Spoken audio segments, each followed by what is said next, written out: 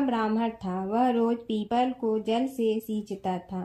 People में से रोज एक लड़की निकलती और कहती, पिताजी मैं आपके साथ जाऊंगी। यह सुनते सुनते बूढ़ा दिन ब दिन कमजोर होने लगा। तो बुढ़िया ने पूछा कि क्या बात है। बूढ़ा बोला कि पीपल से एक लड़की निकलती है और कहती है कि वह भी मेरे साथ चलेगी। बुढ़िया बोली कि कल ले आना उस लड़की को, जहाँ 6 लड़कियां पहले से ही हमारे घर में है, वहाँ 7वीं लड़की और सही। अगले दिन बूढ़ा उस लड़की को घर ले आया। घर लाने के बाद बूढ़ा ब्राह्मण आटा मांगने गया तो उसने पहले दिनों की अपेक्षा आज ज्यादा आटा मिला था।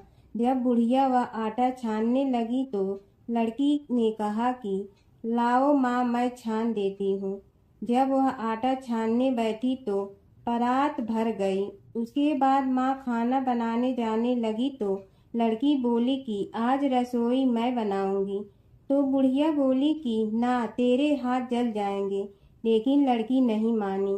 वह रसोई में खाना बनाने गई तो उसने तरह तरह के 36 व्यंजन बना डाले और आज सभी ने भर पेट खाना खाया। इससे पहले वह आधा पेट भूखा ही रहते थे। रात हुई तो बुढ़िया का भाई आया और कहने लगा कि दीदी मैं तो खाना खाऊंगा। बुढ़िया परेशान हो गई कि अब खाना कहाँ से लाऊंगी। लड़की ने पूछा कि क्या बात है माँ। उसने कहा कि तेरा मामा आया है और रोटी खाएगा, लेकिन रोटी तो सबने खा ली है, अब उसके लिए कहाँ से लाऊंगी। लड़की बोली कि तू चिंता मत कर माँ, मैं बना दूंगी। और वह रसोई में गई और मामा के लिए 36 व्यंजन बना दी। मामा ने भरपेट खाया और कहा भी कि ऐसा खाना इससे पहले उसने कभी नहीं खाया है। बुढ़िया ने कहा कि भाई तेरी बावनी भाजी है, उसी ने बनाया है। शाम हुई तो लड़की बोली कि माँ चौका लगा के चौके का दिया जला देना, कोठे में मैं सोऊंगी। बुढ़िया बोली कि ना बेटी, तू डर जाएगी। लेकिन वह बोली कि ना माँ, मैं नहीं डरूंगी, मैं अंदर कोठे में ही सोऊंगी। वह कोठे में ही जाकर सो गई।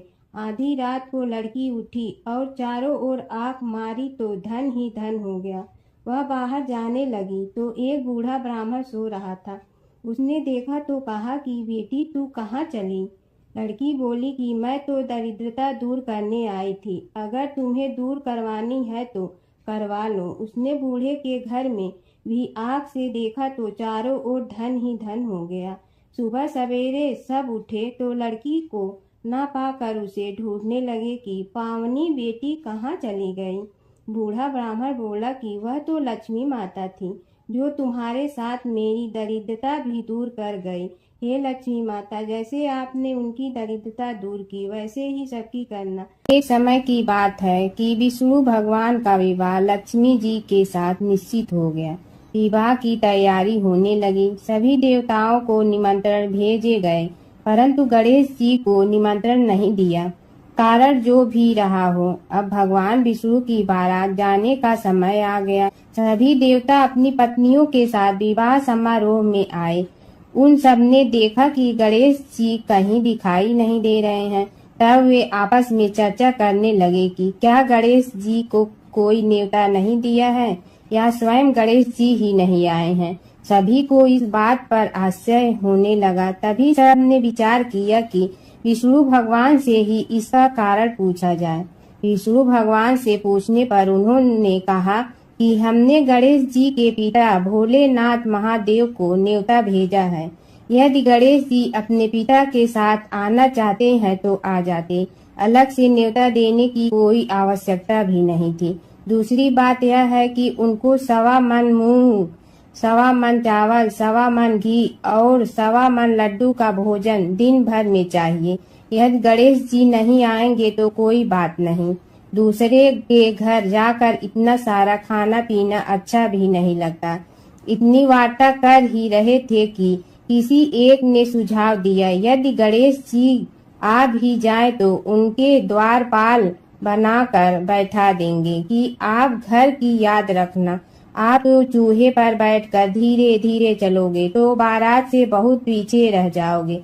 यह सुझाव भी सबको पसंद आ गया, तो विष्णु भगवान ने भी अपनी सहमति दे दी। होना क्या था कि इतने में गणेश जी वहां आ पहुंचे और उन्हें समझा बुझा कर घर की रखवाली करने बैठा दिया गया।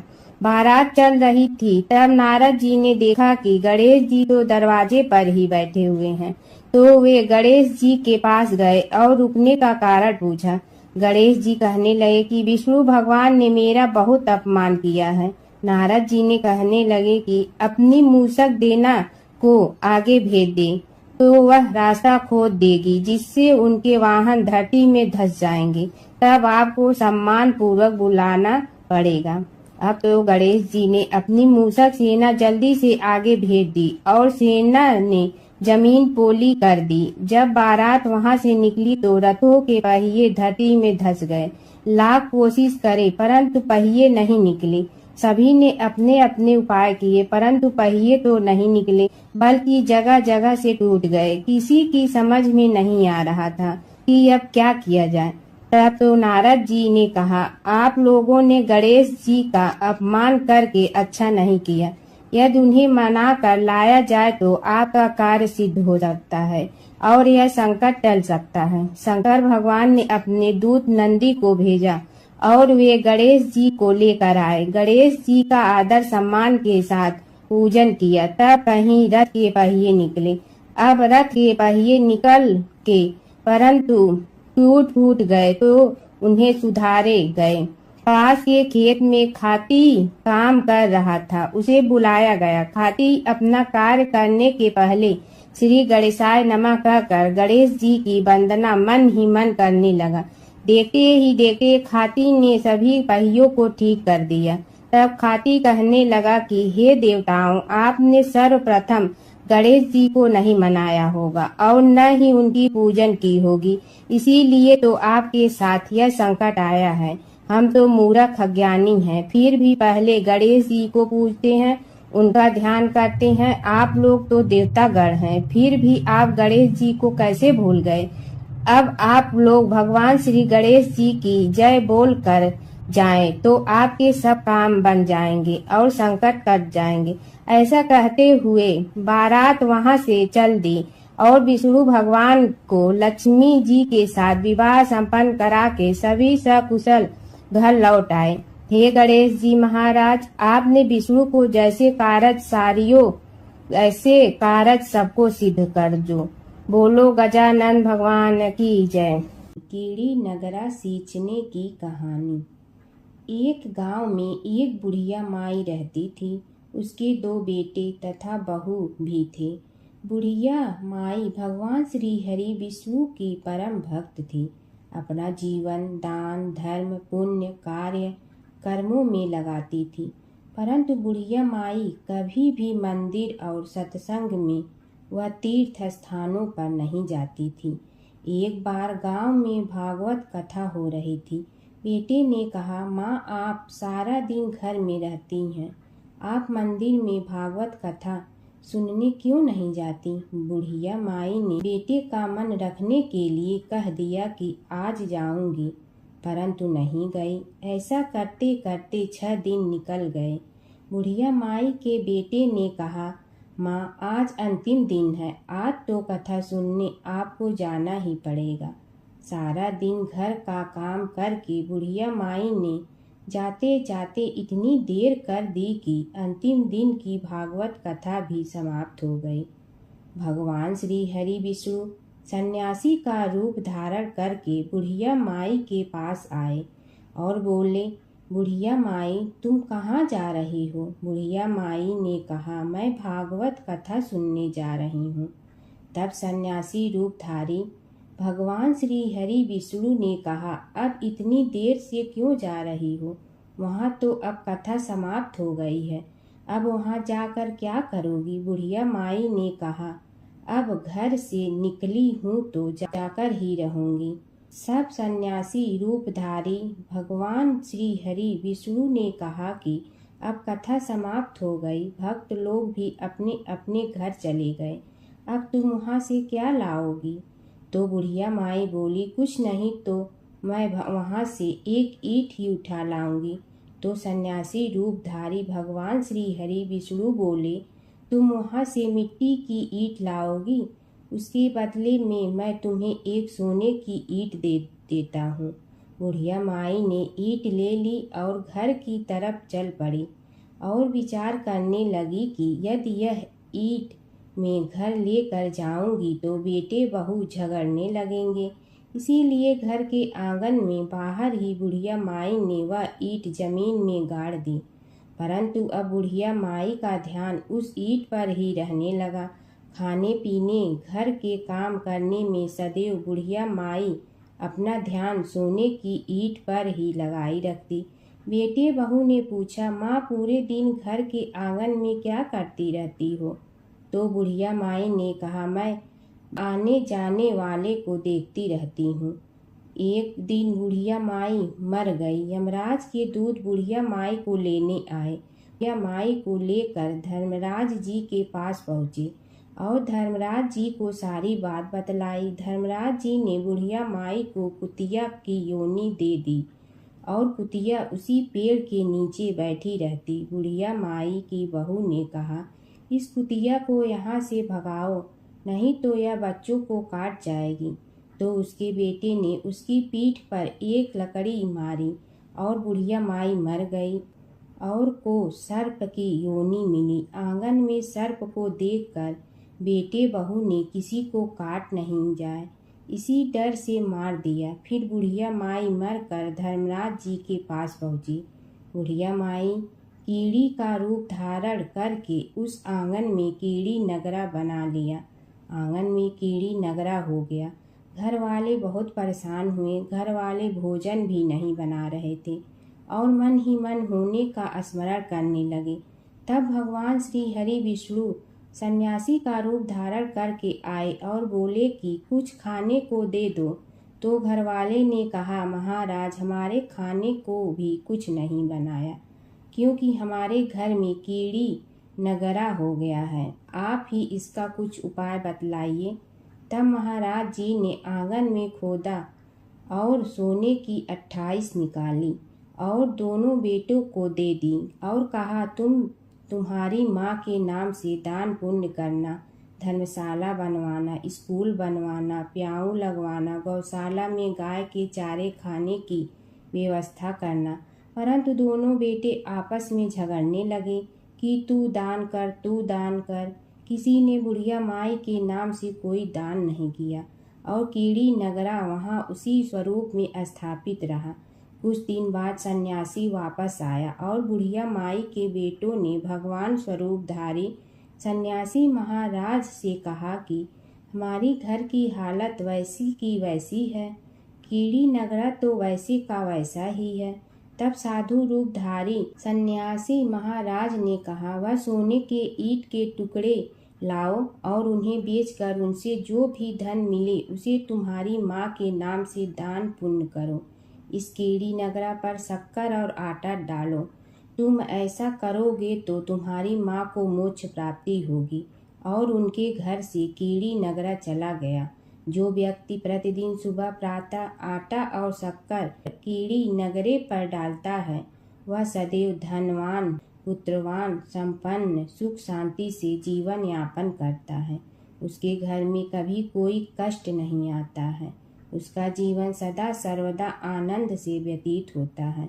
उसके परिवारजन उसे अत्यधिक स्नेह प्रदान करते हैं।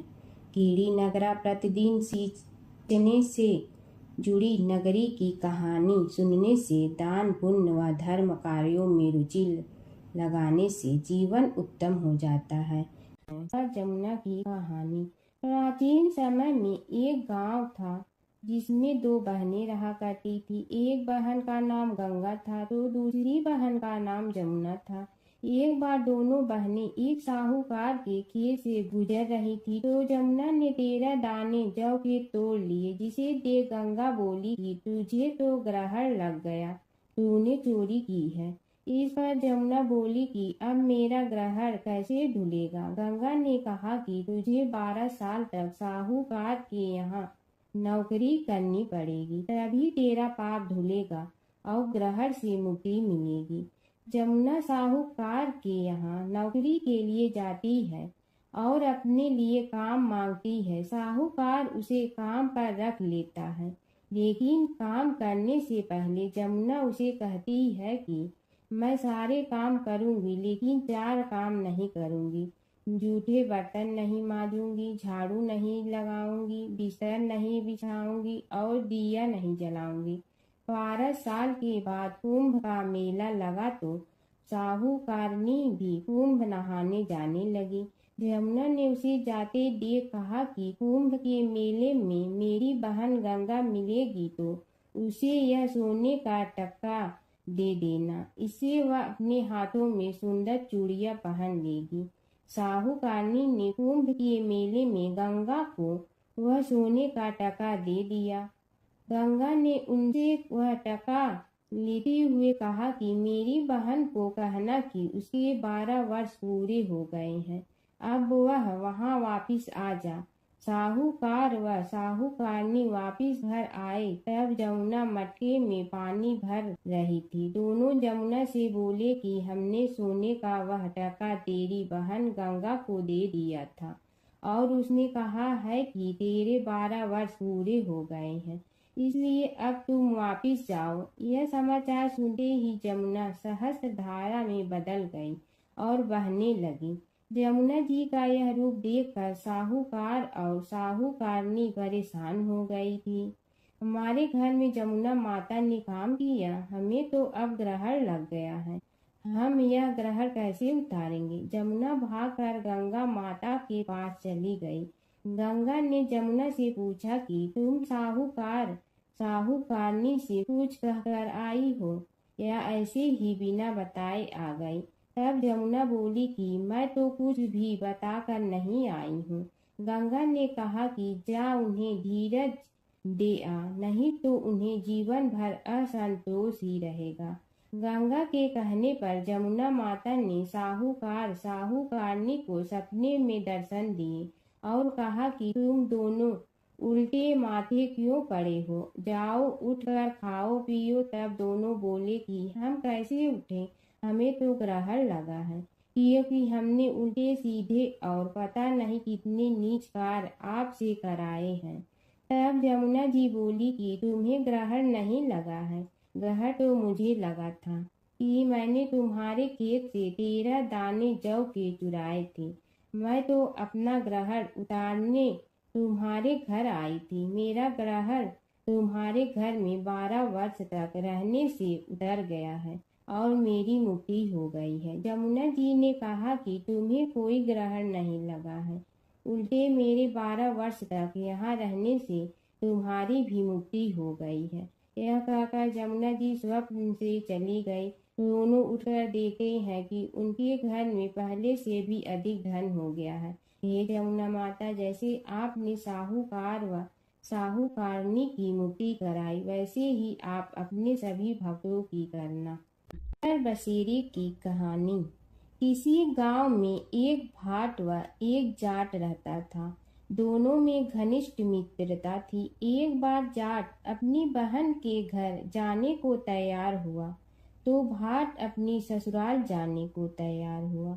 दोनों साथ चल पड़े तो रास्ते में रुककर एक कुएं की मुंडेर पर बैठ गए।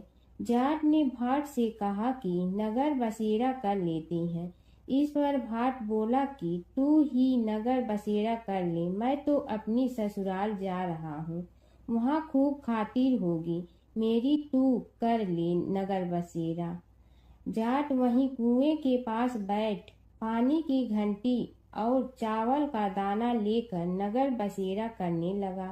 नगर बसेरा करने के साथ जाट कहने लगा कि नगर बसेरा जो करे सो मल धोवे पाँव, ताता माड़ा तापसी देगी मेरी माँ, माँ देगी मावशी तेगी द्वारका का वास, मीठा मीठा घास वृंदावन का वास, 5 कुल्ठी छठी रास, मेरी जीवड़ो श्री कृष्ण के पास, डालू पानी हो जाए घी, झट से निकल जाए मेरा जी। यह सब कर कर कि वह जाट बहन के पास चल पड़ा। जाट की बहन ने भाई के आने पर उसकी खातिर की खीबूरा के साथ भाई को जिमाया। दोनों ने बैठकर ढेर सारी बातें की। इधर भाट अपने ससुराल पहुंचा तो वहां आग लगी हुई थी। आग बुझाने वह भी लग गया, जिसमें हाथ मुंह भी काले हो गए और खुद भी थोड़ा सुलझ गया। ना रोटी ना पानी के लिए ही किसी ने पूछा। एक पड़ोसन आई तो उसने भाट की सास को कहा कि जमाई आया है, जरा उस आओ भगत कर लो। बुढ़िया बोली कि सब कुछ तो जल गया है, अब कहाँ से आओ भगत करूं। तब पड़ोसन ने ही भाट को एक रोटी के साथ छाछ दी। उसने वही खाकर गुजारा किया। शाम को दोनों फिर घर की ओर चल पड़े और रास्ते में मिल गए और एक दूसरे का हाल पूछा। भाट बोला कि मेरी ससुराल में तो आग लगी हुई थी, आग बुझाते मैं खुद काला हो गया हूँ, ना रोटी मिली ना पानी। जाट बोला कि मेरी तो बहुत खातिर हुई। फिर बोला कि मैंने कहा था ना कि नगर बसेरा कर ले, आ अब कर ले, लेकिन भाट ने फिर मना कर दिया। कहने लगा कि चाहे रोटी दे या न दे, तेरी तो माँ है, दही चूरमा का पेड़ा धरा पाएगा। भाट ने फिर नगर बसेरा नहीं किया, जाट ने कर लिया। नगर बसेरा जो करे सो मल धोए पाँव, ताता मारा ताप सी देगी मेरी माँ, माँ देगी मावसी देगी द्वारका का वास, मीठा मीठा घास वृंदावन का वास, 5 कुल्ठी छठी रास, मेरा जी बड़ो श्री कृष्ण के पास। डालू पानी हो जाए घी, झट से निकल जाए मेरा जी, करके वह चल पड़ा।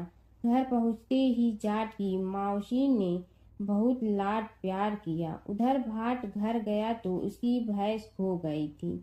बाप एक लाठी रखे तो दूसरी उठाए और कहने लगा कि ससुराल गया तो आग लगा दी, अब यहाँ आया तो भैंस खो दी। बाप ने कहा कि पहले भैंस लेकर आ, तभी रोटी पानी मिलेगा। सारा दिन भाट भैंस ढूंढता रहा, लेकिन उसे भैंस नहीं मिली। जाट और भाट की मुलाकात फिर से बाजार में हो गई। जाट ने भाट के हाल चाल पूछे तो भाट बोला कि आते ही भैंस खो गई, बस उसी दिन से भैंस ढूंढ रहा हूँ। रोटियां का तो पूछो ही मत। जाट ने कहा कि मैंने तो पहले ही कहा था कि नगर बसेरा कर ले। जाट की बात सुनकर भाट बोला कि तेरे नगर बसेरे में इतनी ताकत है तो चल अब कर लेते हैं। दोनों ने बैठकर नगर बसेरा किया। नगर बसेरा जो करे सो मल धोवे पाँव, ताता मारा तापसी देगी मेरी माँ, माँ देगी मौसी देगी द्वारका का वास, मीठा मीठा घास वृंदावन का वास, 5 कुल्ठी छठी रास, मेरा जीवड़ो श्री कृष्ण के पास। डालू पानी हो जाए घी, झट से निकल जाए मेरा जी। दोनों के नगर बसेरा करने पर भाट जैसे ही आगे बढ़ा तो उसकी खोई भैंस मिल गई, जिसे लेकर घर पहुंचा। घर पहुंचते ही माँ ने कहा कि लड़के को आते ही घर से निकाल दिया, सारे दिन से ये भूखा प्यासा भटक रहा है। यह कहकर उसकी माँ ने उसको खूब खिलाया पिलाया। इस घटना के बाद सारे नगर में ढिंढोरा पिटवा गया कि कब कोई अपने पीहर या सास से आते जाते नगर बसेरा करें। जैसे भाट को नगर बसेरा करने का फल मिला, वैसे ही हर किसी को मिलती है। माता सीता की कथा। यह कहानी सीता माता कहती थी और श्री राम इसे सुना करते थे। एक दिन श्री राम भगवान को किसी काम के लिए बाहर जाना पड़ा तो सीता माता कहने लगी कि भगवान, मेरा तो 12 वर्ष का नित्य नियम है, अब आप बाहर जाएंगे तो मैं अपनी कहानी किसे सुनाऊंगी। श्री राम ने कहा कि तुम कुएं की पाल पर जाकर बैठ जाना और वहां जो औरतें पानी भरने आएंगी उन्हें अपनी कहानी सुना देना। सीता माता कुएं की पाल पर जाकर बैठ जाती हैं। एक स्त्री आई, उसने रेशम की जड़ी की साड़ी पहन रखी थी और सोने का घड़ा ले रखा था। सीता माता उसे देख कहती हैं कि बहन, मेरा 12 वर्ष का नित्यनेम सुन लो। पर वह स्त्री बोली कि मैं तुम्हारा नित्यनेम सुनूंगी तो मुझे घर जाने में देरी हो जाएगी और मेरी सास मुझसे लड़ेंगी। उसने कहानी नहीं सुनी और चली गई। उसकी रेशम जड़ी की साड़ी फट गई। सोने का घड़ा मिट्टी के घड़े में बदल गया। सास ने देखा तो पूछा कि ये किसका दोष अपने सिर लेकर आ गई है। बहू ने कहा कि कुएं पर एक औरत बैठी थी। उसने कहानी सुनने के लिए कहा, लेकिन मैंने सुनी नहीं, जिसका यह फल मिला है। बहू की बात सुनकर अगले दिन वही साड़ी और घड़ा लेकर सास कुएं की पाल पर गई। सास को वहीं माता सीता बैठी मिली तो माता सीता ने कहा कि बहन, मेरी कहानी सुन लीजिए। सास बोली कि एक बार छोड़, मैं तो 4 बार कहानी सुन लूंगी। राम आए लक्ष्मण आए, देश के पुजारी आए, नित नेम का नेम लाए, आओ राम बैठो राम। तपी रसोई जियो राम, माखन मिश्री खाओ राम। दूध बतासा पियो राम, सूत के पलका मोठो राम। साल दुसाला पोठो राम, साल दुसाला ओढ़ो राम। जब बोलो जब राम ही राम, राम संवारे सबके काम। खाली घर भंडार भरेंगे, सबका बेड़ा पार करेंगे। श्री राम जय राम जय जय राम। सास बोली कि बहन, कहानी तो बहुत अच्छी लगी। कहानी सुनकर सास घर चली गई और उसकी साड़ी फिर से रेशम जड़ी की बन गई। मिट्टी का घड़ा फिर सोने के घड़े में बदल गया। बहू कहने लगी, सासू माँ, आपने ये सब कैसे किया? सास ने कहा कि बहू, तू दोष लगा के आई थी और मैं अब दोष उतार कर आ रही हूँ। बहू ने फिर पूछा कि वह कुएं वाली स्त्री कौन है? सास बोली कि वे सीता माता थीं। वे पुराने से नया कर देती हैं, खाली घर में भंडार भर देती हैं। वह लक्ष्मी जी का वास घर में कर देती हैं। आदमी की जो भी इच्छा हो उसे पूरा कर देती हैं। बहू बोली कि ऐसी कहानी मुझे भी सुना दो। सास बोली कि ठीक है, तुम भी सुनो। और सास ने कहानी शुरू की। राम आए लक्ष्मण आए, देश के पुजारी आए, नित नेम का नेम लाए, आओ राम बैठो राम। तपी रसोई जियो राम, माखन मिश्री खाओ राम। दूध बतासा पियो राम, सूत के पलका मोठो राम। साल दुसाला पोठो राम, साल दुसाला ओढ़ो राम। जब बोलो जब राम ही राम, राम संवारे सबके काम। खाली घर भंडार भरेंगे, सबका बेड़ा पार करें। श्री राम जय जय राम। कहानी सुनकर बहू बोली कि कहानी तो बहुत अच्छी है। सास ने कहा कि ठीक है, इस कहानी को रोज कहा करेंगे। अब सास बहू रोज सवेरे उठती, नहाती धोती और पूजा करने के बाद नितनेम की सीता की कहानी कहती। एक दिन उनके यहाँ एक पड़ोस की औरत आई और बोली कि बहन, जरा सी आँच दे ना। तो वह बोली कि आज तो अभी हमने जलाई ही नहीं। पड़ोसन ने कहा कि तुम सुबह 4 बजे से उठकर क्या कर रही हो? फिर उन्होंने कहा कि सुबह उठकर हम पूजा करते हैं, फिर सीता माता की नितनेम की कहानी कहते हैं। पड़ोसन ने उसकी बात सुनकर फिर कहा कि सीता माता की कहानी कहने से तुम्हें क्या मिलता है? वे बोली कि इनकी कहानी कहने से घर में भंडार भर जाते हैं, सारे काम सिद्ध होते हैं, मन की इच्छा भी पूरी हो जाती है। पड़ोसन कहती है कि बहन, ऐसी कहानी तो मुझे भी सुना दो। फिर वह बोली कि ठीक है, तुम भी यह कहानी सुन लो।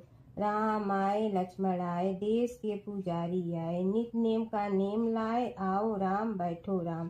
सारी कहानी सुनने के बाद पड़ोसन कहने लगी, बहन, कहानी तो मुझे बहुत अच्छी लगी। अब वह पड़ोसन भी नित नेम सीता माता की कहानी कहने लगी। कहानी कहने से सीता माता ने पड़ोसन के भी भंडार भर दिए। अब तो पूरे मोहल्ले में नित नेम की कथा चल पड़ी। हर किसी की मनोकामना पूरी होने लगी। हे सीता माता, जैसे आपने उनके भंडार भरे, वैसे ही आप हमारे भी भंडार भरना, सबकी भरना, कहानी सुनने वाले के भी और कहानी कहने वाले के भी। गणेश और बुढ़िया माई की कथा। एक बुढ़िया थी, वह बहुत ही गरीब और दृष्टिहीन थी। उसके एक बेटा और बहू थे। वह बुढ़िया सदैव गणेश जी की पूजा किया करती थी। एक दिन गणेश जी प्रकट होकर उस बुढ़िया से बोले, बुढ़िया माँ, तू जो चाहे सो मांग ले। बुढ़िया बोली, मुझे तो मांगना नहीं आता, कैसे और क्या मांगूं। तब गणेश जी बोले, अपने बहू बेटे से पूछ कर मांग ले। तब बुढ़िया ने अपने बेटे से कहा, गणेश जी कहते हैं तू कुछ मांग ले, बता मैं क्या मांगूं। पुत्र ने कहा, माँ तू धन मांग ले। बहू से पूछा तो बहू ने कहा, नाती मांग ले। तब बुढ़िया ने सोचा कि ये तो अपने अपने मतलब की बात कर रहे हैं। अतः उस बुढ़िया ने पड़ोसन से पूछा तो उन्होंने कहा, बुढ़िया तू तो थोड़े दिन जियोगी, क्यों तू धन मांगो और क्यों नाती मांगे। तू तो अपनी आँखों की रोशनी मांग ले, जिससे तेरी जिंदगी आराम से कट जाए। इस पर बुढ़िया बोली, यदि आप प्रसन्न हैं तो मुझे 9 करोड़ की माया दे, निरोगी काया दे, अमर सुहाग दे, आँखों की रोशनी दे, नाती दे, पोता दे और सब परिवार को सुख दे और अंत में मोक्ष दे। यह सुनकर तब गणेश जी बोले, बुढ़िया माँ, तुमने तो हमें ठग लिया। फिर भी जो तूने मांगा है वचन के अनुसार सब तुझे मिलेगा। और यह कहकर गणेश जी अंतर ध्यान हो गए। उधर बुढ़िया माँ ने जो कुछ मांगा वह सब कुछ मिल गया। हे गणेश जी महाराज, जैसे तुमने उस बुढ़िया माँ को सब कुछ दिया वैसे ही सबको देना। बुढ़िया माई को मुक्ति दी तुलसी माता की कथा। एक बुढ़िया माई तुलसी जी को सींचती और कहती कि हे तुलसी माता, सत की दाता, मैं तेरा बिडला सींचती हूँ, मुझे बहू दे, पीताम्बर की धोती दे, मीठा मीठा घास दे, बैकुंठा में वास दे, चटक की चाल दे, पटक की मोत दे, चंदन का काठ दे, रानी सा राज दे, दाल भात का भोजन दे, 11 की मौत दे, कृष्ण जी का कंधा दे। तब तुलसी माता यह सुनकर सूखने लगी। तो भगवान ने पूछा कि हे तुलसी, तुम क्यों सूख रही हो।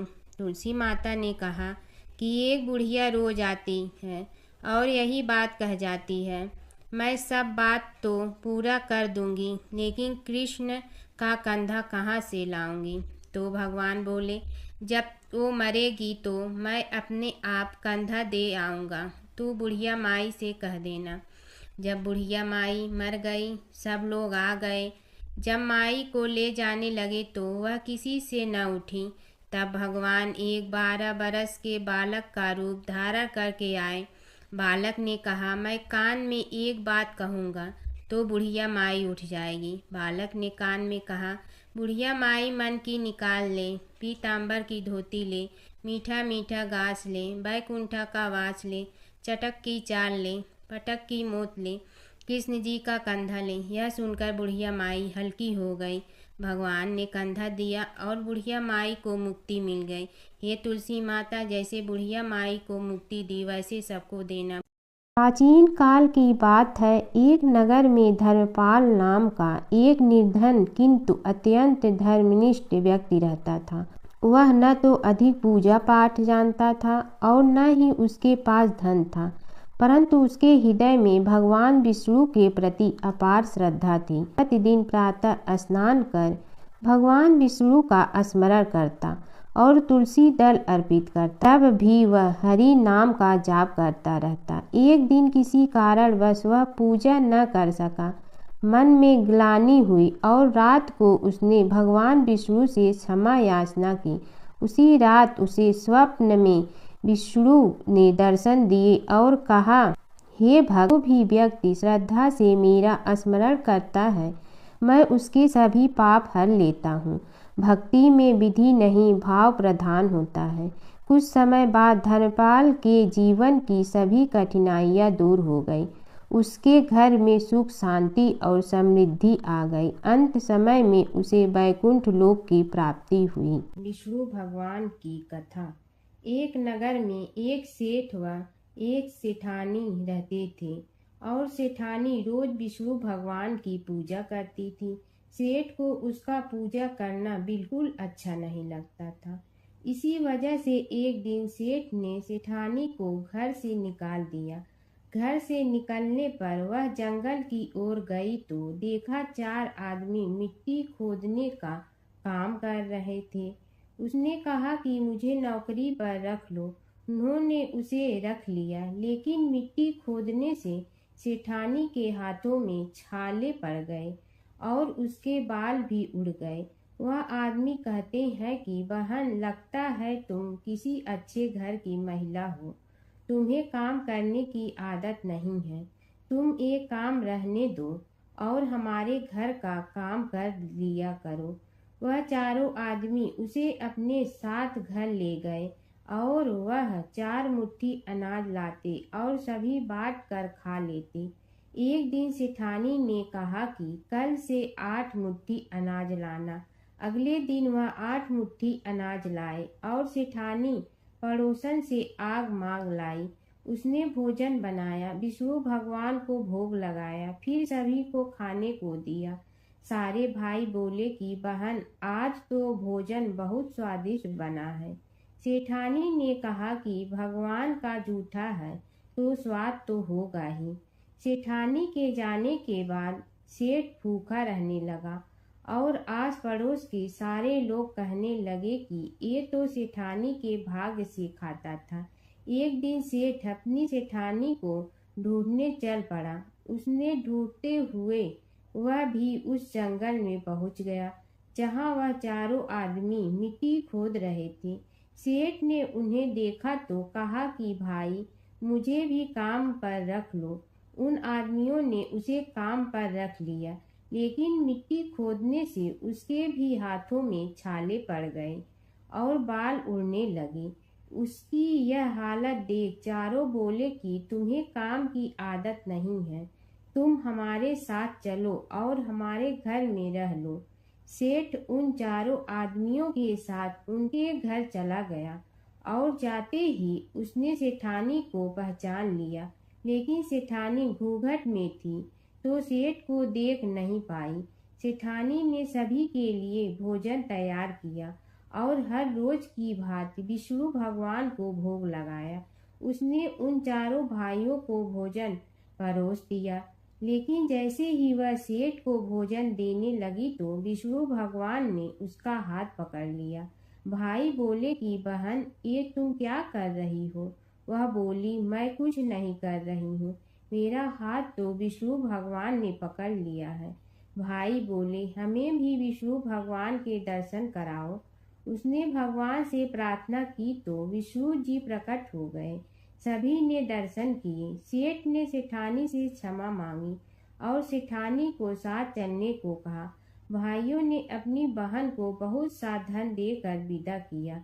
जब सेठानी के साथ सेठ भी भगवान विष्णु की पूजा करने लगा और उनके परिणाम से उनका घर अन्न धन से भर गया। धर्मराज जी की कथा। दो सेठानियाँ थी। एक के घर में धन बहुत था पर वह कंजूस थी। दूसरी के पास धन थोड़ा कम था पर मन से वह बहुत अमीर थी। रोज सवेरे उठती, गंगा स्नान करती, तुलसी माता, बड़, पीपल सींचने, भगवान के मंदिर जाके पूजा करती। धर्मराज सूरज भगवान की कहानी सुनती, भगवान के भोग लगाकर अतिथि को जिमाती, गाय कुत्ता के लिए ग्रास निकालती। दूसरी सेठानी इस धर्मात्मा को देखकर हंसती और कहती, पता नहीं दिन भर क्या करती रहती है। थोड़े समय बाद दोनों सेठानियों को भगवान का बुलावा आया। धर्मात्मा सेठानी के तो यमराज जी ने विमान भेजा और दूसरी को दूत मारते ही ले गया। रास्ते में सेठानी बोली, मेरे को भूख लगी है। तो दूत बोले, किसी को कुछ दिया होगा तो मिलेगा। फिर बोली, प्यास लगी है। दूत बोले, किसी को पानी पिलाया तो मिलेगा। रास्ते में उसे काट चुभने लगे, गर्मी पड़ने लगी, पर दूत तो उसे घसीटे ही ले गए। अब सेठानी बहुत पछताने लगी कि सब कुछ होते हुए भी दान धर्म नहीं किया। इतने में यमराज का दरबार आया। धर्मात्मा बुढ़िया को भगवान के पास सिंहासन मिला और वह उस पर बैठी थी।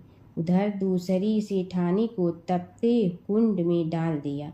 अब सेठानी यमराज से बोली, मुझे 1.25 पहर का जीवन दान दे दो, मैं वापस आकर दंड भोग लूंगी। यमराज बोले, ठीक है। सेठानी के शरीर में वापस प्राण डाल दिए। संसार में आते ही पंडितों को बुलाकर सेठानी ने धर्मराज की कथा सुनी, सब तरह से दान धर्म किया। इतने में समय पूरा हो गया। अब की बार विमान आया। 1.25 पहर के दान धर्म से सेठानी को स्वर्ग मिला। धर्मराज जी की परम भक्त पोपा बाई की कथा।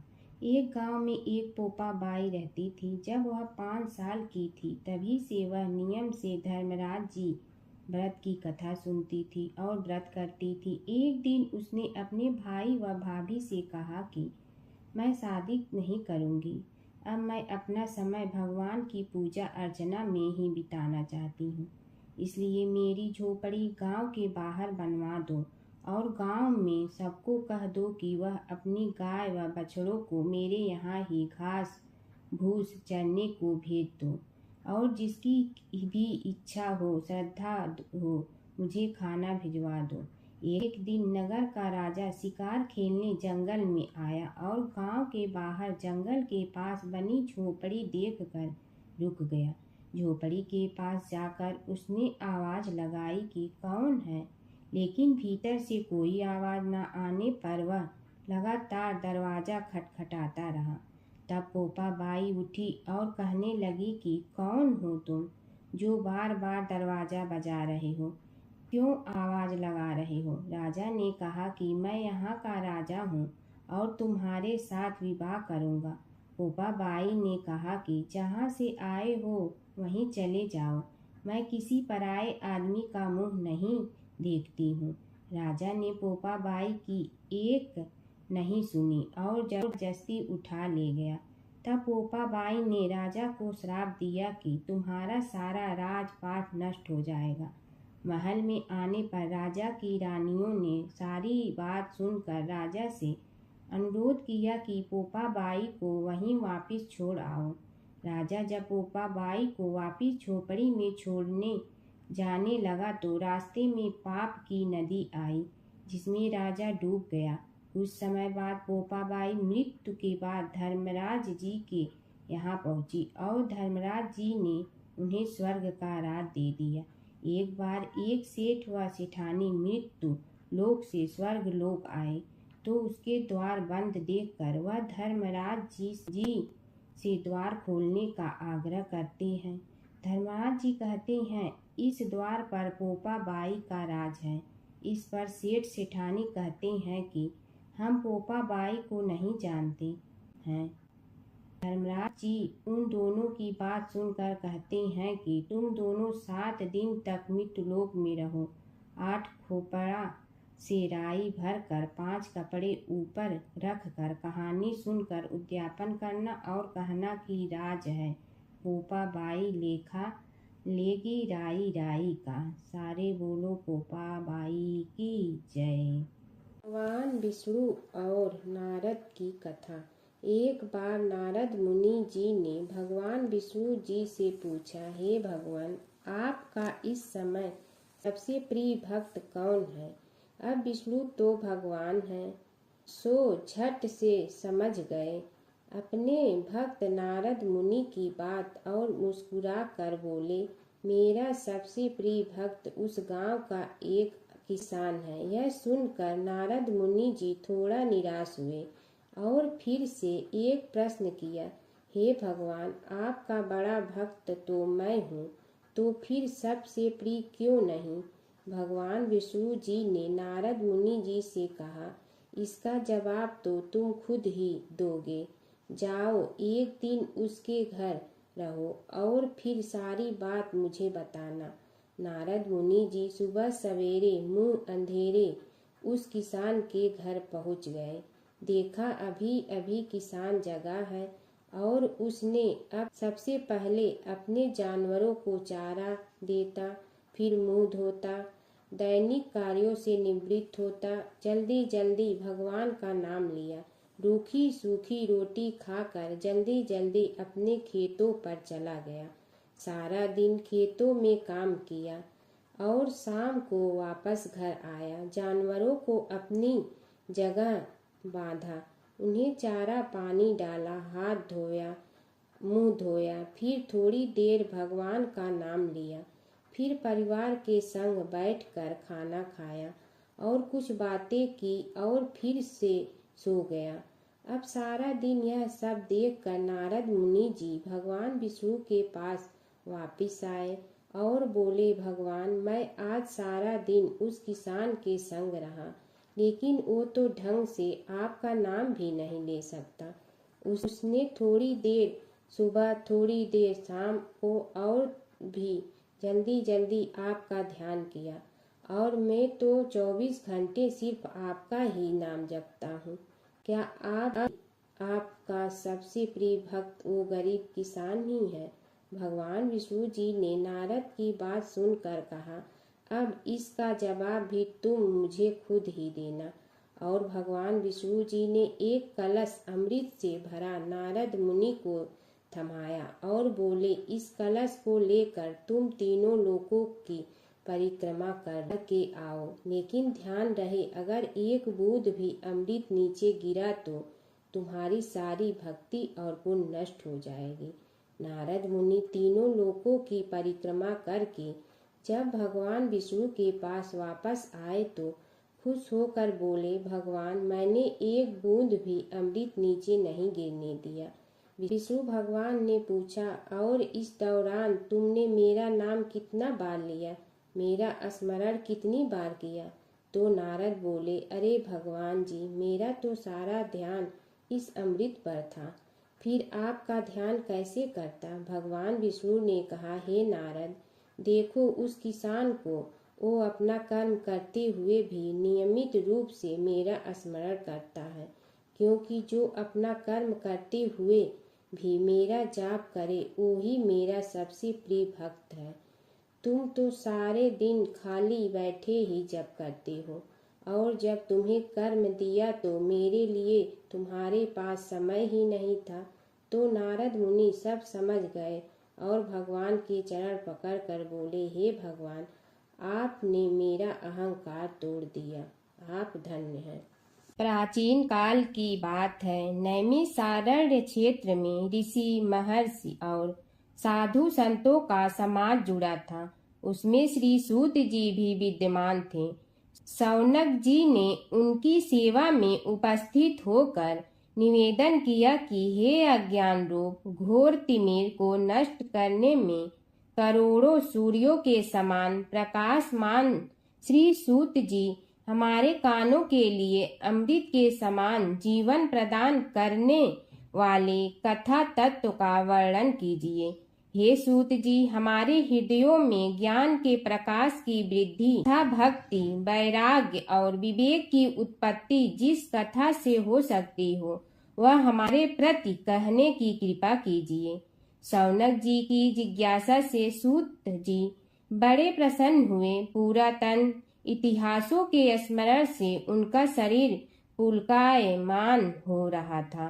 वे कुछ देर उसी स्थिति में विराजमान रहकर कुछ विचार करते रहे और अंत में बोले, शौनक जी, इस विषय में आपके चित्त में बड़ी जिज्ञासा है। आप धन्य हैं जो सदैव ज्ञान की प्राप्ति में तत्पर रहते हुए विभिन्न पुराण कथाओं की जिज्ञासा रखते हैं।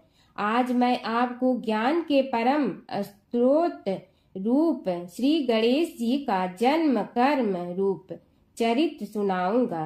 गणेश जी से ही सभी ज्ञानों, सभी विद्याओं का उद्भव हुआ है। अब आप सावधान चित्त से विराजमान हो। श्री गणेश जी के ध्यान और नमस्कार पूर्वक उनका चरित्र श्रवण करें। नमस्तस्मै गणेशाय ब्रह्मा विद्या प्रदायिनी यनागस्त्यसमः साक्षात विघ्न सागर सोषणे। कैसे हैं वे श्री गणेश जो सभी प्रकार की ब्रह्म विद्याओं को प्रदान करने वाले, अर्थात ब्रह्मा के सगुण और निर्गुण स्वरूप पर प्रकाश डालने और जीव ब्रह्मा का अभेद प्रतिपादन करने वाली विद्याओं के दाता हैं। वे विघ्नों के समुद्रों को महर्षि अगस्त के समान शोषण करने में समर्थ हैं। इसलिए उनका नाम विघ्न सागर शोषक के नाम से प्रसिद्ध है। मैं उन भगवान श्री गणेश जी को नमस्कार करता हूँ। प्रथम पूजा के अधिकारी श्री गणेश जी, यह कहकर सूत जी कुछ समय के लिए मौन हो गए और फिर बोले, शौनक जी, भगवान गणेश जी ही सर्वप्रथम पूजा प्राप्ति के अधिकारी हैं। किसी भी देवता की पूजा करो, पहले उनकी पूजा करो। शौनक जी ने निवेदन किया, हे भगवान, हे सूत, सर्वप्रथम यह बताने की कृपा कीजिए कि गणेश जी को प्रथम पूजा का अधिकार किस प्रकार प्राप्त हुआ। इस विषय में मेरी बुद्धि मोह को प्राप्त हो रही है कि सृष्टि रचयिता ब्रह्मा जी, पालन करता भगवान नारायण और संहार करता शिव जी में से किसी को प्रथम पूजा का अधिकारी क्यों नहीं माना गया। यह त्रिदेव ही तो सबसे बड़ा देवता माने जाते हैं। सूत जी ने कहा, शौनक जी, यह भी एक रहस्य ही है। देखो, अधिकार मांगने से नहीं मिलता, इसके लिए योग्यता होनी चाहिए। संसार में अनेकों देवी देवताएं पूजे जाते हैं। पहले जो जिसका इष्ट देव होता है वह उसी की पूजा किया करता है। इससे बड़े देवताओं के महत्व में कमी आने की आशंका उत्पन्न हो गई। इस कारण देवताओं में परस्पर विवाद होने लगा। वे उसका निर्णय प्राप्त करने के लिए शिव जी के पास पहुँचे और प्रणाम करके पूछने लगे, प्रभु, हम सब में प्रथम पूजा का अधिकारी कौन है। शिव जी सोचने लगे कि किसे प्रथम पूजा का अधिकारी माने। तभी उन्हें एक युक्ति सूझी। बोले, देवगण, इसका निपटारा बातों से नहीं तथ्यों से होगा। इसके लिए एक प्रतियोगिता रखनी होगी, शिव की परिक्रमा करने की प्रतियोगिता। देवगण उनका मुख देखने लगे, शंकित हृदय से सोचने लगे कि कैसी प्रतियोगिता रहेगी। यह शिव जी ने उनके मन के भाव ताड़ लिए, इसलिए सांत्वना भरे शब्दों में बोले, घबराओ मत, कोई कठिन परीक्षा नहीं ली जाएगी। बस इतना ही कि सभी अपने अपने वाहनों पर चढ़कर संसार की परिक्रमा करो और फिर यहाँ लौट आओ। जो पहले लौटेगा वही सर्वप्रथम पूजा का अधिकारी होगा। अब क्या देर थी, सभी अपने अपने वाहन पर चढ़कर दौड़ पड़े। किसी का वाहन गजराज था तो किसी का सिंह, किसी का भैंसा तो किसी का मृग, किसी का हंस तो किसी का उल्लू, किसी का अश्व तो किसी का श्वान। अभिप्राय यह है कि वाहनों को विविधता के दर्शन उस समय जितने भले प्रकार से हो सकते थे उतने अन्य समय में नहीं। सबसे गया बीता वाहन गणेश जी का था मूषक, उससे चूहा भी कहते हैं। ऐसे वाहन के बल भरोसे इस प्रतियोगिता में सफल होना तो क्या, सम्मिलित होना भी हास्यास्पद है। गणेश जी ने सोचा, छोड़ो, क्या होगा प्रतियोगिता में भाग लेने से, हम तो यहाँ बैठे रहकर ही तमाशा देखेंगे। वे बहुत देर तक विचार करते रहे। अंत में उन्हें एक युक्ति सूझी। शिव जी स्वयं ही जगदाता हैं, यह संसार उन्हीं का प्रतिबिंब है, तब क्यों न इन्हीं की परिक्रमा कर ली जाए। इनकी परिक्रमा करने से ही संसार की परिक्रमा हो जाएगी। ऐसा निश्चय कर उन्होंने मूषक पर चढ़कर शिव जी की परिक्रमा की और उनके समक्ष जा पहुँचे। शिव जी ने कहा, तुमने परिक्रमा पूर्ण कर ली। उन्होंने उत्तर दिया, जी हाँ। शिव जी सोचने लगे कि इसे तो यहीं घूमते हुए देखा, फिर परिक्रमा कैसे कराया। देवताओं का परिक्रमा करके लौटना आरंभ हुआ और उन्होंने गणेश जी को वहां बैठे देखा तो माथा ठनक गया। फिर भी साहस करके बोले, अरे तुम विश्व की परिक्रमा के लिए नहीं गए। गणेश जी ने कहा, अरे मैं कब का यहाँ आ गया। देवता बोले, तुम्हें तो कहीं भी नहीं देखा। गणेश जी ने उत्तर दिया, देखते कहाँ से, समस्त संसार शिव जी में विद्यमान है। इनकी परिक्रमा करने से ही संसार की परिक्रमा पूर्ण हो गई। सूत जी बोले, शौनक, इस प्रकार गणेश जी ने अपनी बुद्धि के बल पर ही विजय प्राप्त कर ली। उनका कथन सत्य था, इसलिए कोई विरोध करता भी तो कैसे। बस उसी दिन से गणेश जी की प्रथम पूजा होने लगी। एक बार अपने पुत्र के खातिर भगवान शिव और श्री कृष्ण के बीच छिड़ गया था प्रलयंकारी युद्ध। भगवान शिव जहाँ प्रलय के देवता हैं, वहीं श्री कृष्ण पालन करता। दोनों के कारण ही यह जगत सुचारू रूप से चल रहा है और दोनों महाशक्तिशाली हैं। लेकिन कभी आपने सोचा है कि अगर कभी दोनों में युद्ध हुआ तो उसका इस संसार पर क्या असर पड़ेगा और दोनों में से विजयी कौन होगा? चलिए जानते हैं एक पौराणिक कथा जहां इन दोनों के भयंकर युद्ध का वर्णन मिलता है। पौराणिक कथा के अनुसार एक बार राजा बलि के सबसे बड़े पुत्र बाणासुर ने शिवपुत्र कार्तिकेय की सुंदरता से मोहित होकर भगवान शिव का पुत्र बनने की इच्छा जताई। उसने भगवान शिव की कठोर तपस्या की, जिसके बाद शिव जी ने उसे अपने पुत्र के रूप में स्वीकार कर लिया। एक समय ऐसा आया जब बाणासुर की पुत्री उषा को श्री कृष्ण के पुत्र अनिरुद्ध से प्रेम हो गया। उषा की मायावी मित्र अप्सरा चित्रलेखा ने अनिरुद्ध और उषा का गंधर्व विवाह करा दिया। जब बाणासुर को यह बात पता चली तो उसने अनिरुद्ध का अपहरण कर उसे अपना बंदी बना लिया। फिर क्या था, श्री कृष्ण ने अपनी पूरी सेना के साथ बाणासुर की नगरी पर धावा बोल दिया। श्री कृष्ण और बाणासुर का युद्ध। बाणासुर श्री कृष्ण की नारायणी सेना से अकेले नहीं लड़ सकता था, इसलिए उसने भगवान शिव से मदद मांगी। अब युद्ध में श्री कृष्ण की नारायणी सेना के विरुद्ध बाणासुर की सेना के साथ भगवान शिव और कुमार कार्तिकेय भी लड़ रहे थे। युद्ध इतना भयानक था कि एक पल को लगा कि भगवान शंकर ने अग्निशस्त्र से गरुड़ पर सवार श्री कृष्ण, बलराम और प्रद्युम्न मारे गए। लेकिन उसी समय श्री कृष्ण ने वरुणास्त्र का प्रयोग कर महादेव के अग्नेस्त्र को शांत कर दिया। फिर शिव जी के अस्त्रों के जवाब में श्री कृष्ण ने वैष्णवास्त्र का प्रयोग किया, जिससे संपूर्ण जगत अंधकार में डूब गया। गुस्से में भगवान शंकर ने 4 पंखा वाला बाण अपने हाथ में ले लिया तो श्री कृष्ण ने जीभरास्त्र उठाया। इस तरह यह युद्ध समय के साथ विकराल हो गया और इस युद्ध से समस्त सृष्टि में हाहाकार मच गया। तब ब्रह्मा जी को युद्ध रोकने आना पड़ा। उन्होंने दोनों को सारी स्थिति स्पष्ट की कि किस प्रकार उनके युद्ध से संसार का विनाश हो रहा है।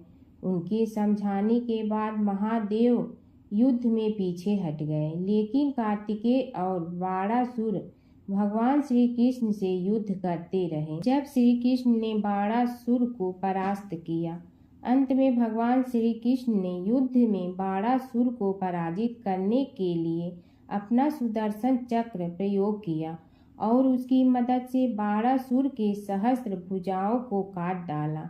जैसे ही श्री कृष्ण अपने चक्र से उसका वध करने लगे, कार्तिकेय के साथ महादेव वहां फिर से पहुंच गए, लेकिन इस बार उन्होंने युद्ध करने के बजाय श्री कृष्ण से बाणासुर को माफ करने का अनुरोध किया।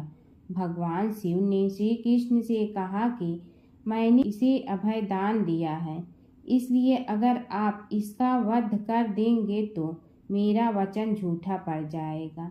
शिव जी के ऐसा कहने पर श्री कृष्ण ने बाणासुर को क्षमा कर दिया और अनिरुद्ध, उषा सहित अपनी पूरी सेना लेकर वहां से चल दिए। बाणासुर को आज भी अजर अमर माना जाता है और बाद में भगवान शिव के उसे अपने गढ़ों में शामिल कर लिया। एक बार एक नगर में एक मालिन रहती थी। उसके पति चल बसे थे। उसका एक 4 साल का पुत्र था। उसकी सास कठोर हृदय की स्त्री थी। वह बहू को बहुत तकलीफ देती थी। एक दिन सास ने बहू और पोते को घर से निकाल दिया। वे दोनों रोते हुए चलते चलते एक जंगल में जा पहुंचे। वहां एक बड़े पेड़ के नीचे बैठ गए। वहां से थोड़ी दूर पर एक गणेश जी का मंदिर था। वहां बहुत लोग गणेश जी के दर्शन करने आते थे। दर्शन करके गणेश जी को प्रसाद चढ़ाते थे। फिर वह प्रसाद सबको बांट देते थे। इस प्रसाद से माँ बेटे का गुजारा होने लगा। दोनों गणेश जी की पूजा पाठ में लग गए। एक दिन उन्होंने सोचा क्यों न हम भी जंगल से फूल लाकर बेचें। वे रोज जंगल से फूल लाकर उसकी माला बनाकर बेचने लगे। साथ में पूजा की सामग्री और प्रसाद भी बेचने लगे। इससे उनको आमदनी होने लगी। गणेश जी की कृपा से आमदनी बढ़ने लगी। जल्दी ही उन्होंने एक मकान और एक दुकान बना लिया। एक राजा की लड़की मंदिर में रोज पूजा करने आती थी। मालिन के बेटे को देखकर राजकुमारी उस पर मोहित हो गई और उससे विवाह करने की सोचने लगी। उसने अपनी भाभी से अपने मन की बात कही। भाभी अनुभवी थी। उसने कहा, ये तो मालिन का बेटा है और तुम एक राजा की बेटी हो। यदि तुमने उससे विवाह किया तो तुम्हारी बहुत बेइज्जती होगी। पर राजकुमारी अपनी बात पर अड़ी रही। उसने कहा, मैंने तो प्रतिज्ञा कर ली है कि उसी से विवाह करूंगी। भाभी ने घर जाकर सारी बात राजा को बता दी। राजा ने मना नहीं किया और विवाह के लिए तैयार हो गए। उन्होंने बड़े धूमधाम से बेटी का विवाह मालिन के बेटे के साथ कर दिया। मालिन ने सबसे पहले बेटे बहू को गणेश जी के मंदिर में ले जाकर पूजा पाठ करवाया और गणेश जी का आशीर्वाद दिलवाया। इसके बाद पूरे नगर में यह बात फैल गई कि गणेश जी की पूजा करने से सब दुख कष्ट दूर हो जाते हैं। इस बात पर सुनते ही नगर के सभी लोग मंदिर आने लगे। मालिन और उसके बेटे की बिक्री और बढ़ गई। उधर उसकी सास के बुरे दिन आ गए। अन्नदाता उससे रूठ गए और वह भूखों मरने लगी। एक दिन वह रोती धोती उसी गणेश जी के मंदिर में आ पहुंची। वहां वह मालिन के बेटे से बोली, मैं भूखी हूँ, मुझे रोटी कपड़ा दे दो, इसके बदले में तुम्हारा सारा काम कर दूंगी। लड़के को दया आ गई और उसे काम पर रख लिया। उसने अपनी दादी को नहीं पहचाना। जब मालिन घर आई तो उसने सास को पहचान लिया। वह सास से बोली, सासू जी आप यहाँ कैसे?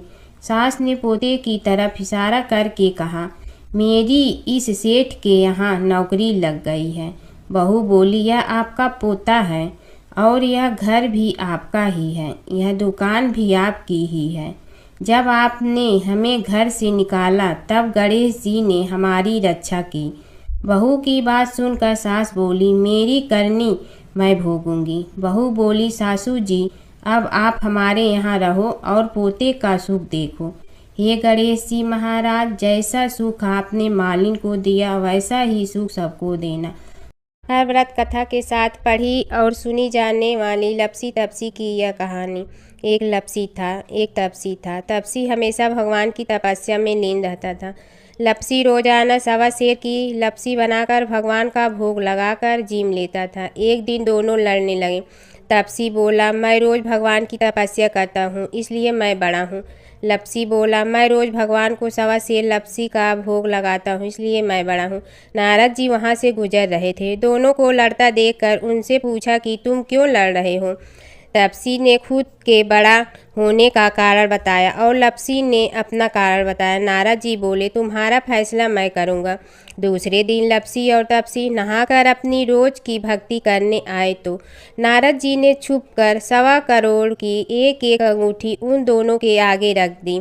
तपसी की नज़र उस अंगूठी पर पड़ी जो उसने चुपचाप अंगूठी उठाकर अपने नीचे दबा ली। तब लपसी की नज़र अंगूठी पर पड़ी लेकिन उसने ध्यान नहीं दिया। भगवान को भोग लगाकर लपसी खाना खाने लगा। नारद जी सामने आए तो दोनों ने पूछा कि कौन बड़ा? तो नारद जी ने तपसी से खड़ा होने को कहा। वो खड़ा हुआ तो उसने नीचे दबी अंगूठी दिखाई पड़ी। नारद जी ने लपसी से कहा, तपस्या करने के बाद भी तुम्हारी चोरी करने की आदत नहीं गई, इसलिए लपसी बड़ा है और तुम्हें तुम्हारी तपस्या का कोई फल भी नहीं मिलेगा। तपसी शर्मिंदा होकर माफ़ी मांगने लगा। उसने नारद जी से पूछा, मुझे मेरी तपस्या का फल कैसे मिलेगा?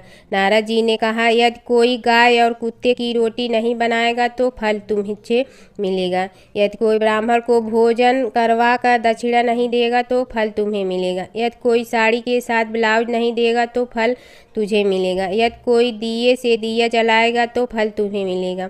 यदि कोई सारी कहानी सुने लेकिन तुम्हारी कहानी नहीं सुने तो फल तुझे मिलेगा। उसी दिन से हर व्रत कथा कहानी के साथ लपसी तपसी की कहानी भी सुनी और कही जाती है। ओम जय जगदीश हरे, स्वामी जय जगदीश हरे। भक्त जनों के संकट क्षण में दूर करे। ओम जय जगदीश हरे। जो ध्यावे फल पावे, दुख बिन से मन का। सुख संपत्ति घर आवे, कष्ट मिटे तन का। ओम जय जगदीश हरे। मात पिता तुम मेरे, शरण कहूँ किसकी। तुम विनय और न दूजा, आस करूँ जिसकी। ओम जय जगदीश हरे। तुम पूर्ण परमात्मा, तुम अंतर्यामी। पार ब्रह्म परमेश्वर, तुम सबके स्वामी। ओम जय जगदीश हरे। तुम बिंदा के सागर, तुम पालन करता। मैं मूरख कल काम, कृपा करो भरता। ओम जय जगदीश हरे। तुम हो ये कया गोचर, सबके प्राणपति। किस विधि मिलूं दया में, तुमको मैं कुमति। ओम जय जगदीश हरे। दीन बंधु दुख हरता, तुम रक्षक मेरे। अपने हाथ उठाओ, द्वार पड़ा तेरे। ओम जय जगदीश हरे। विषय विकार मिटा, पाप हरो देवा। श्रद्धा भक्ति बढ़ाओ, संतन की सेवा। ओम जय जगदीश हरे। तन मन धन सब तेरा, स्वामी सब कुछ है तेरा। तेरा तुझको अर्पण, क्या लागे मेरा। ओम जय जगदीश हरे। जय जगदीश हरे, स्वामी जय जगदीश हरे। भक्त जनों के संकट क्षण में दूर करे। ओम जय जगदीश हरे, स्वामी जय जगदीश हरे।